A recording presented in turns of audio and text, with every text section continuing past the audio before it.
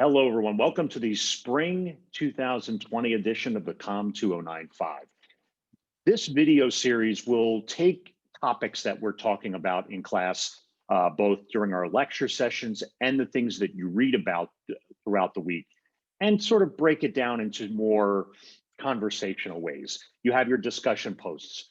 You have some other ways we can go back and forth. But for this way, I like to find different things to talk about and try to relate it back to the readings. I don't always like to just focus on the academic side of things in the sense of you read a book, you read an article.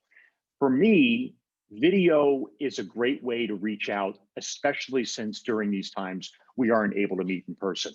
As I said in our first class, normally we'd be meeting twice a week and have a chance to really get to know each other and get an idea of what you respond to and how I respond to certain things. That's all part of communication. Really, if you think about it. We are all trying to navigate these times through video and through more email and social media. So we're not always getting the reality of how we react. Sure, in class, you can have your coffee, or especially at the time that we would have class from 11:20 in the morning until 12:30 in the afternoon. You'd be sitting there, either maybe that's your first class of the day, you would have already stopped at the bridge or Starbucks, or maybe even gotten something from your own dorm room or apartment and brought it to class. That's a way of communicating. That tells me, okay, you needed some energy before you got to class. That's wonderful. You may see me walk in if you're to class early. I have my laptop. I'm about to hook it up to the board in McKinley Hall in 101 there, the big classroom. All of these things are ways of communicating. It shows me that you're getting ready for class, but it also shows you that I'm prepared to give you a lecture using a PowerPoint, or I'm preparing to talk with you more in depth about something. And that's why in this day and age, especially during these times, we are limited with our communication. Sure, I like doing Zoom. Do I love it? No. But it is the way we need to reach out to you right now to explain to you and teach you and have you be in class, even though we can't be on campus. So what am I really getting at here? Communication has many interferences. We have static, it's called. And it's not just the thing you would get on your phone or on the radio if you don't have, you're not listening to iTunes or your satellite radio. Static is interference.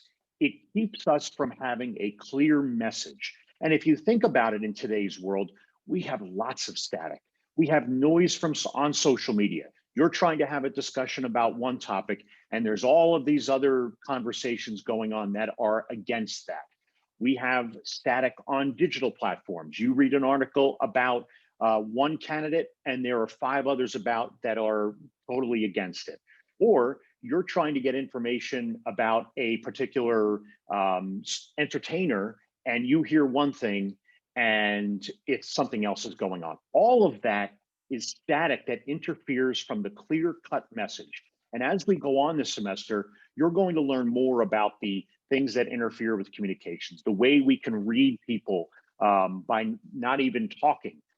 But as we are now in this sort of Zoom world and virtual world of education, we now have more interference with how we reach you. You're in a different time zone, or your Wi-Fi is not working as well. Maybe you don't have earbuds and you're listening to your computer over the speakers, and you have other people in your apartment or in your home that are having class at the same time. All of these things interfere with communication. And in turn, it heightens our stress level to being able to effectively communicate. And that's one of the things you read this week in Communication Pathways, that all communication, face-to-face or interpersonal, isn't always good. It can be really negative in the sense that if you can't hear someone, it changes your tone. You get frustrated. Then you decide, I'm not even going to bother listening. All of these things really do hurt how we can have effective communication. Now, I'm going to go back through and look at some of the discussion board pieces this week. I'm interested to see what you think about how communications is going, whether it's positive or negative. And I'm also looking forward to getting to know you all a little bit better. That being said, I hope you have a great rest of the week and into the weekend. And I'm excited for our Unit 2 as we really start getting into this semester And if you have any other questions or concerns, you know how to reach me. Take care.